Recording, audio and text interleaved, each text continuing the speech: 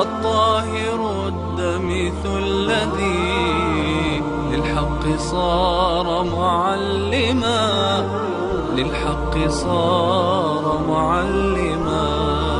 ذاك الذي رب العلا صلى عليه وسلم، صلى عليه وسلم.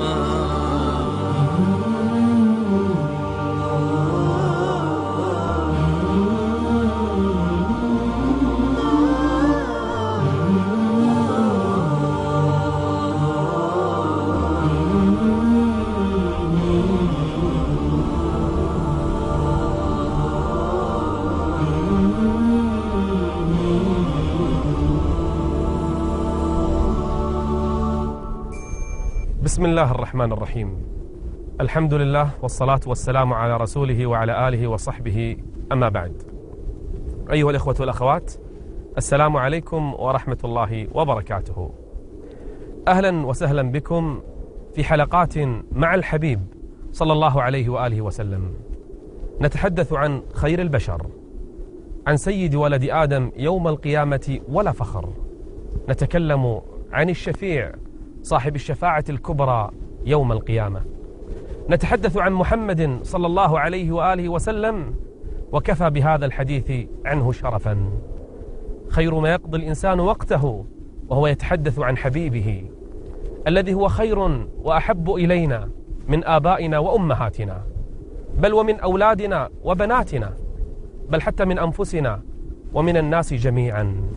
نتحدث عن الحبيب من ولادته إلى وفاته صلى الله عليه وآله وسلم، إلى وفاته أعظم مصيبة مرت على هذه الأمة. نتحدث عنه قبل البعثة وبعد البعثة، نتجول في حياته قبل الهجرة وأثناء الهجرة وبعد الهجرة. نتحدث عن النبي محمد صلى الله عليه وآله وسلم في جهاده للأعداء، كيف كان أشجع الناس وكان يتقدم الناس في المعارك، وكيف كان حليما مع من خالفه ومن عاداه. نتحدث عنه في السراء وفي الضراء، نتكلم عنه صلى الله عليه وآله وسلم، فهو الحبيب الذي لولاه لكانت البشرية اليوم تعيش في ظلام دامس. هو النور الذي أرسله الله للبشرية، هي الرحمة التي أهداها الله عز وجل للبشر فغير حالها وغير مجرى التاريخ. لقد جاءكم رسول من أنفسكم عزيز عليه ما عنتم حريص عليكم بالمؤمنين رؤوف رحيم. إن الحديث عنه ليس فقط لأجل الحديث، بل لأجل الاقتداء به صلى الله عليه وآله وسلم. نقتدي به لما؟ لأن طاعته سبب لدخول الجنة، ومعصيته سبب لدخول النار. بل من أطاع محمدا فكأنما أطاع الرب عز وجل. ومن يطع الرسول فقد أطاع الله. نتحدث عنه لأنه كان يحبنا، كيف لا نحبه؟ أحد الصحابة بكى، قال: ما الذي يبكيك؟ قال: تذكرت الموت. قال: وما شأن الموت؟ قال: إذا مت لن أراك ولن أجلس معك ولن أتحدث معك. قال: المرء مع من أحب، إذا أحببتني سيجمعك الله بي يوم القيامة. وفي الجنة نتحدث عن الحبيب لنتأسى به خطوة خطوة. قال عن نفسه: تركتكم على المحجة البيضاء ليلها كنهارها لا يزيغ عنها إلا هالك. لقد كان لكم في رسول الله أسوة حسنة لمن كان يرجو الله واليوم الآخر. كونوا معنا خطوة خطوة نتعلم كيف عاش الحبيب صلى الله عليه وآله وسلم.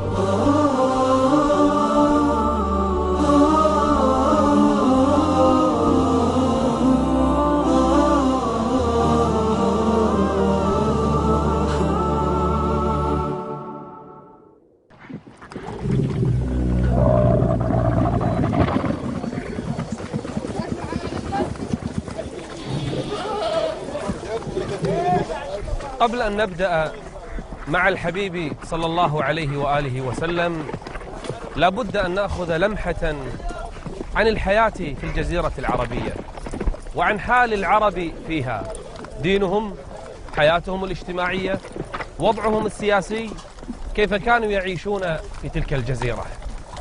أصل العرب كما قيل من قحطان، وكلنا يذكر في قصص الأنبياء لما عاش إسماعيل عليه السلام ابن الخليل إبراهيم عليه السلام في مكة تزوج امرأة جرهمية من جرهم، وجرهم ابن قحطان، فأصل العرب يرجع إلى قحطان وإسماعيل عليه السلام. عاش العرب في الجزيرة العربية زمنا طويلا على التوحيد، على توحيد الله جل وعلا، يعبدون الله، يطوفون بالبيت، يحجون لله جل وعلا، دينهم التوحيد، عرب ويدينون بدين الله جل وعلا. حتى حصل أمر تسبب به رجل واحد، من؟ إنه عمرو ابن لحي. خرج من مكة، كانت مكة على التوحيد، قاصدا الشام وبالتحديد البلقاء، فوجد فيها قوما يسمون العماليق، ووجدهم يعبدون أصناما، فاستغرب: ما هذا الذي تفعلون؟ قالوا: هذه أصنام. قال: ما تصنعون لها؟ قالوا: نعبدها. قال: ولم؟ قالوا له: نستنصرها فتنصرنا، ونستمطرها فتمطرنا. قال: هذه تمطركم؟ هذه تنصركم؟ قالوا: نعم، جربناها سنين طويلة. قال: هل تعطوني منها؟ فأعطوه صنما، فأخذ صنما معه عمرو بن لحي، أخذ صنما من الشام وذهب به إلى مكة. استغرب أهل مكة: ما هذا الذي تفعل يا عمرو؟ قال: هذا صنم جئت به من الشام، نعبده، نستمطره فيمطرنا، ونستنصره فينصرنا. ماذا؟ صنم يمطركم وينصركم؟ قال: نعم.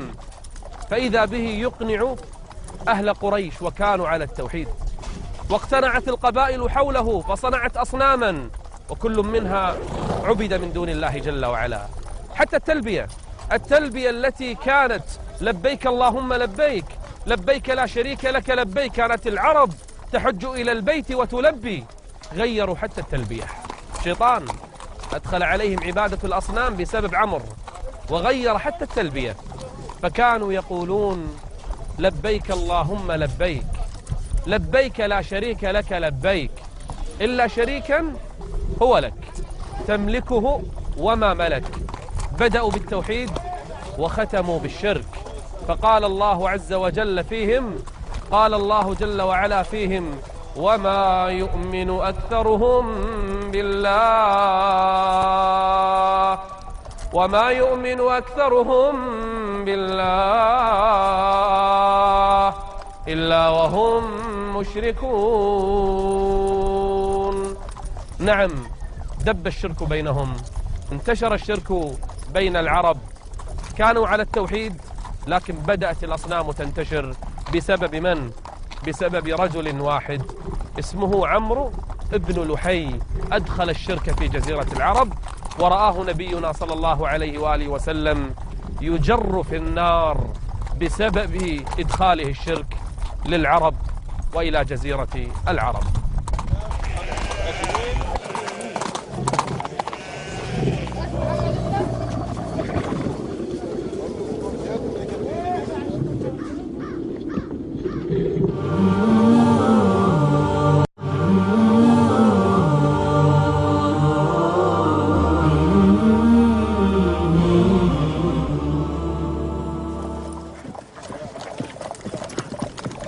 انتشرت الأصنام في مكة وفي العرب وأحيائها. كان هناك رجل اسمه إساف وامرأة اسمها نائلة من قبيلة جرهم، فعل الفاحشة في جوف الكعبة، فمسخهما الرب عز وجل حجرين، فجعلت قريش لها صنمين يعبدانهما من دون الله عز وجل، عبد مع أن الله عز وجل عذبهما.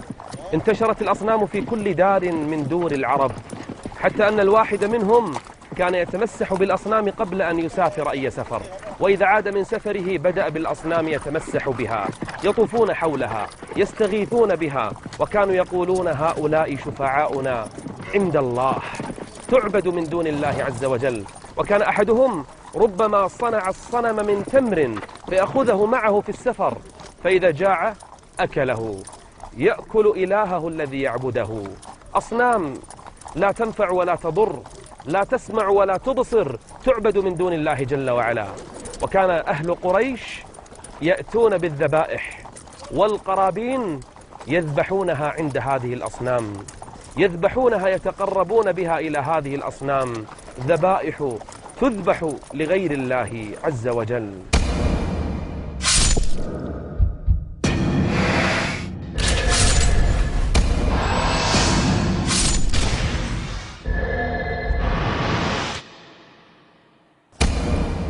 وكانوا لجهلهم يذبحون الذبائح، يقولون هذه لله كما يزعمون، وهذه لأصنامنا وآلهتنا، فما كان لله فهو يصل إلى شركائهم. وقالوا هذه لله بزعمهم وهذه لشركائنا، فما كان لشركائهم فلا يصل إلى الله، وما كان لله فهو يصل إلى شركائهم. هكذا كانوا يصنعون كفار قريش، بل العرب بدأت تكثر من صناعة وعبادة الأصنام، بل وجعلوا لهم بيوتا طواغيت يطاف حولها غير الكعبة. فهذه اللات عبدتها ثقيف وجعلت عليها السدنة والحجاب، تقرب إليها القرابين وتزار وتشد إليها الرحال.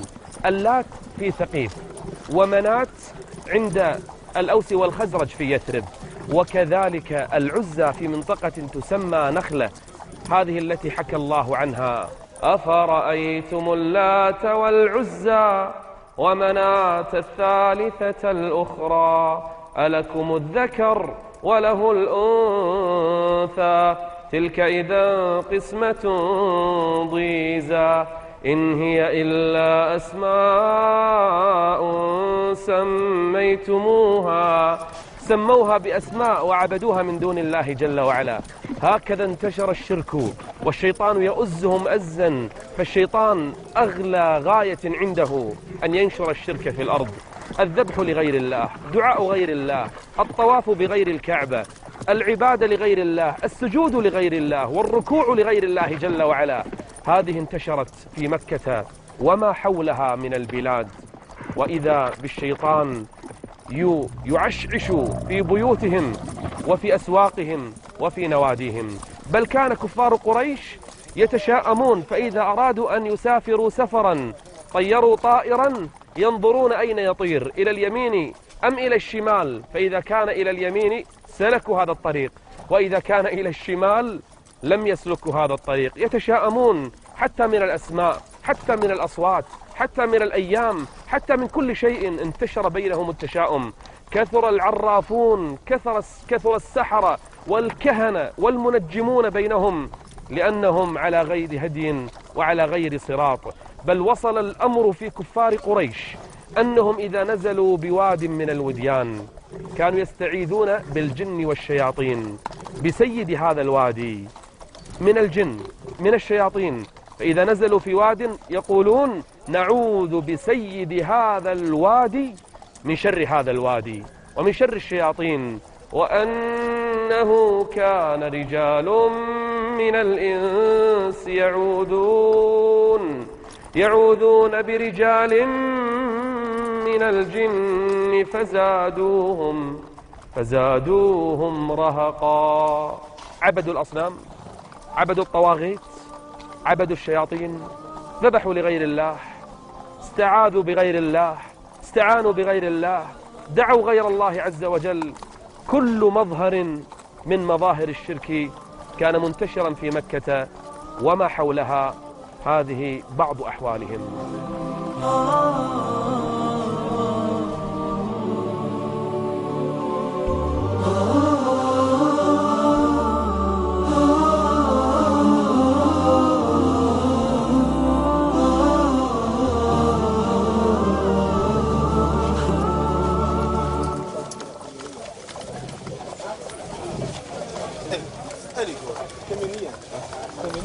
كانت العرب تعيش حياة جاهلية، حياة تعيسة على كل المستويات.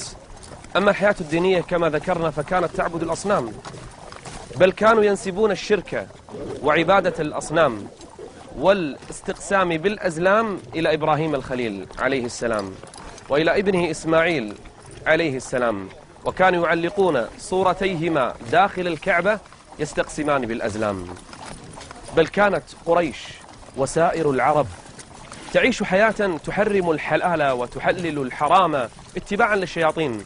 حتى الناقة التي تلد 10 من البنات سيبوها وحرموها، حتى أنزل الرب عز وجل: ما جعل الله من بحيرة ولا سائبة ولا وصيلة ولا حام.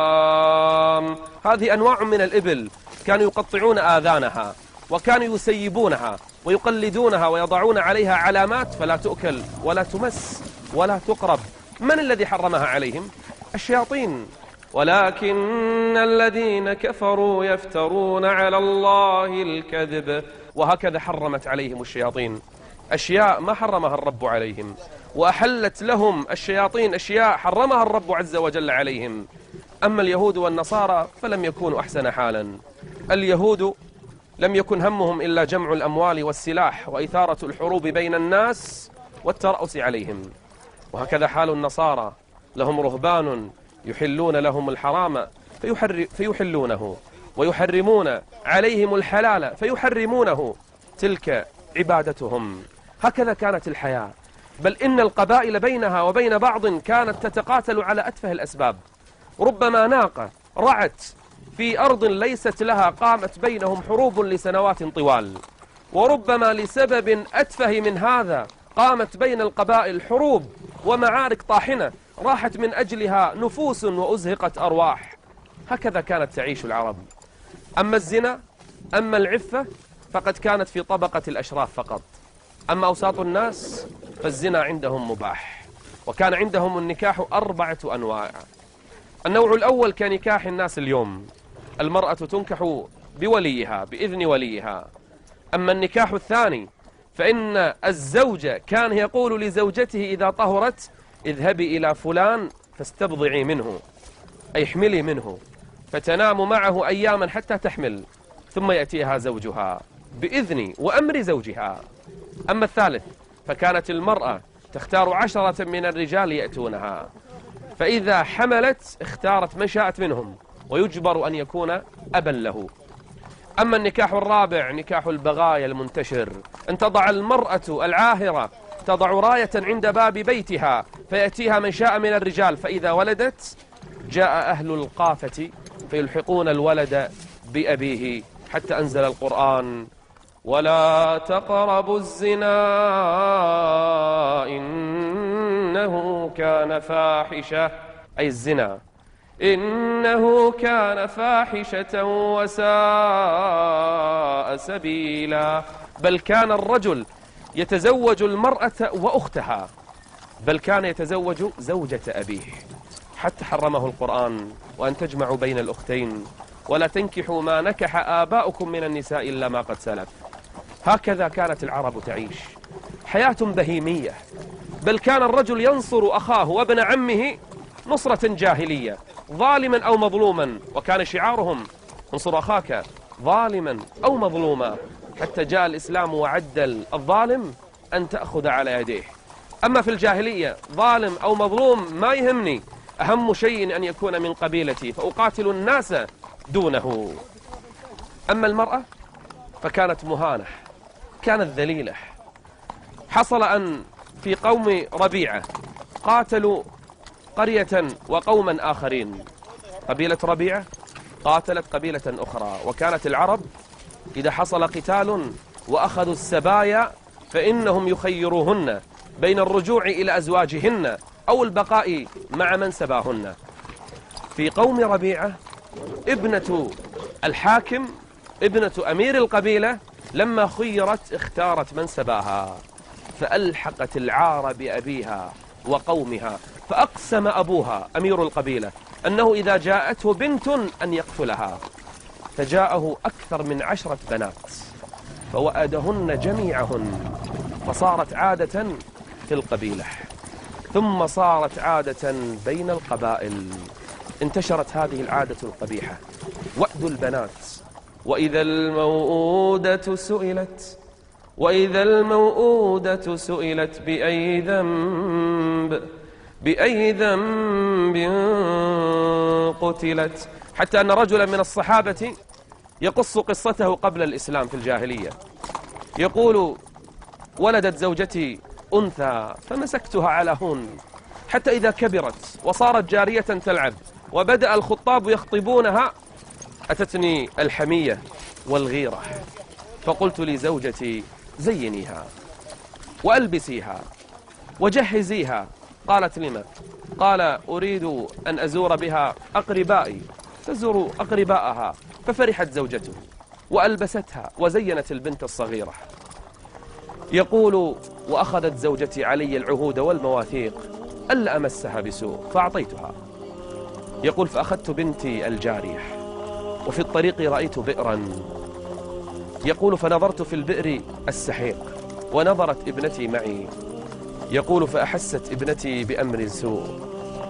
يقول: فقالت لي ابنتي، قالت لي: أسألك بالله يا أبي ألا تخون عهد أمي، ألا تخون أمانة أمي.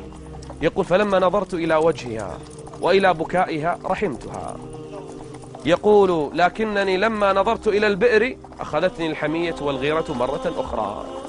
يقول: فإذا نظرت إلى وجه ابنتي تبكي رحمتها، فإذا نظرت إلى البئر تذكرت الغيرة والحمية.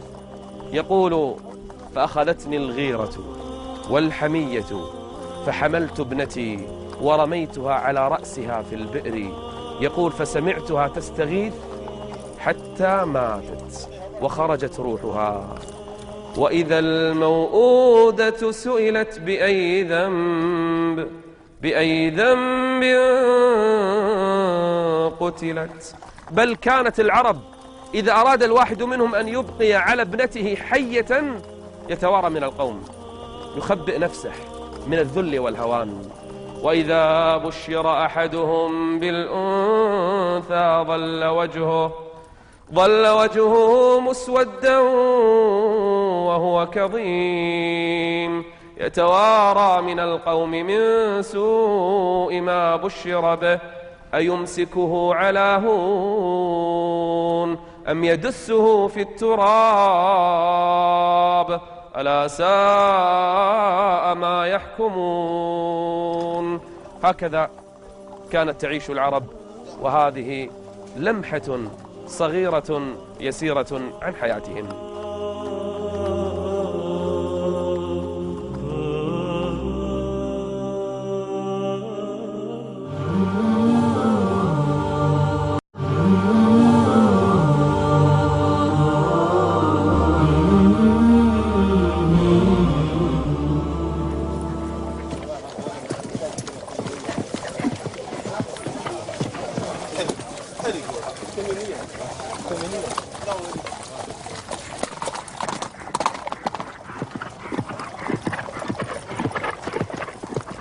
هكذا كانت المرأة مهانة في مكة وما حولها، ليس فقط في الجزيرة العربية بل حتى في الحضارات الأخرى. فلم تكن الروم ولا فارس ولا غيرها من الحضارات تكرم المرأة، وليست بأحسن حالا من جزيرة العرب.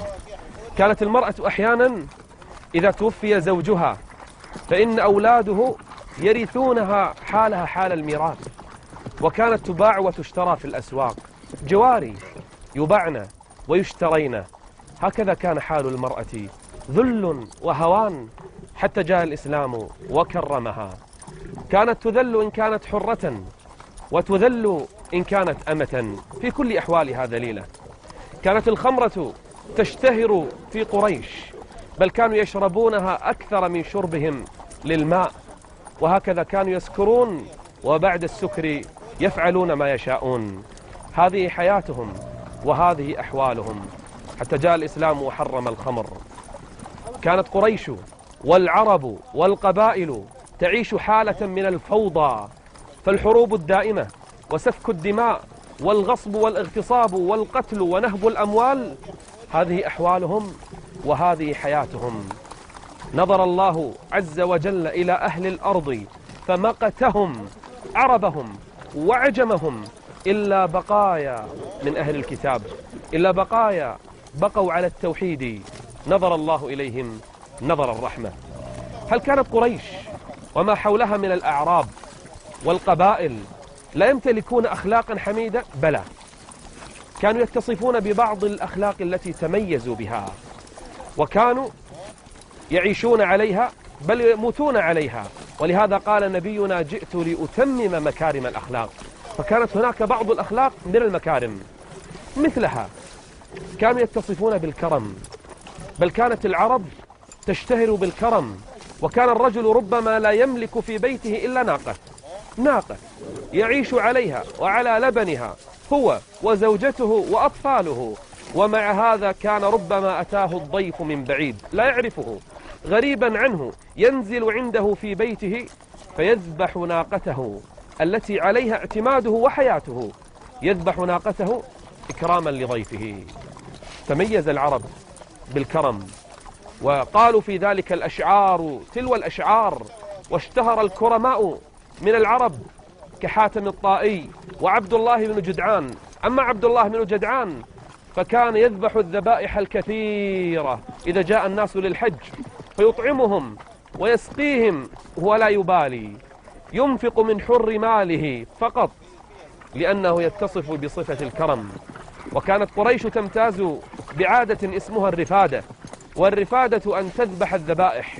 وكان يتكفل بهذا الأمر قصي بن كلاب، كان يجمع خرجا أموالا مثل الضريبة من أهل قريش وأهل مكة، يجمعون له الأموال، فإذا جاء الناس في الحج من شتى القبائل والبلاد ذبح لهم الذبائح وصنع لهم الطعام فيأكل الناس بالمجان.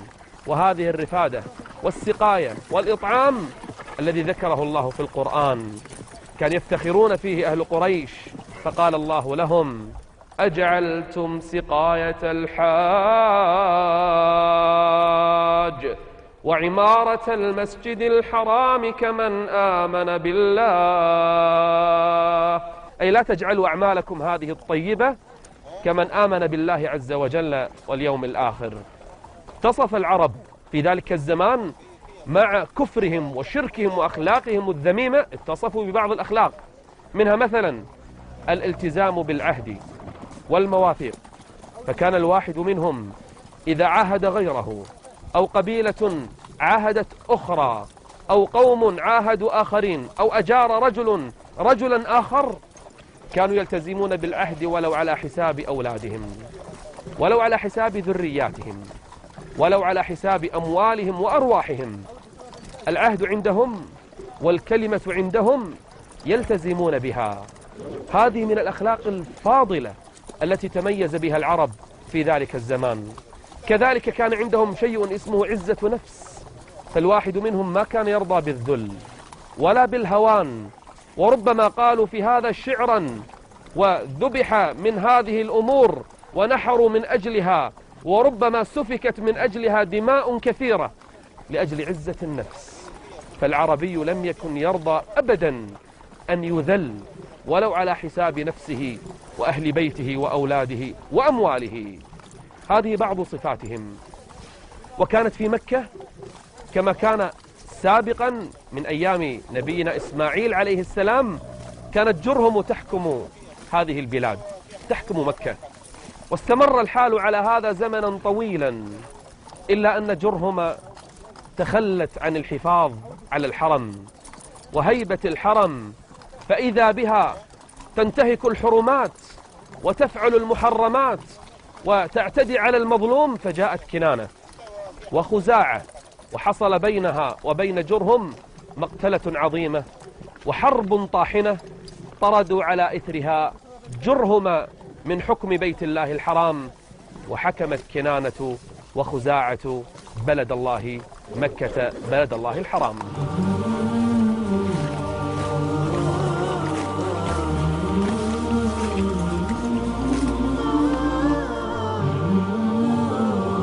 كالنور الحبيب إلى الأنام هديا يضيء دروبهم، وكأنه بدر السماء كالنور في جنح الظلام.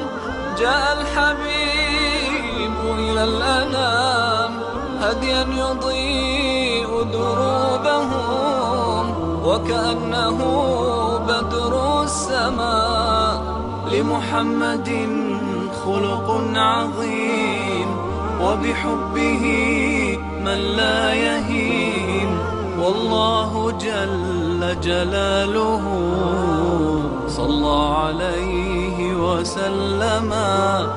لمحمد خلق عظيم، وبحبه من لا يهين، والله جل جلاله صلى عليه وسلم، صلى عليه وسلم.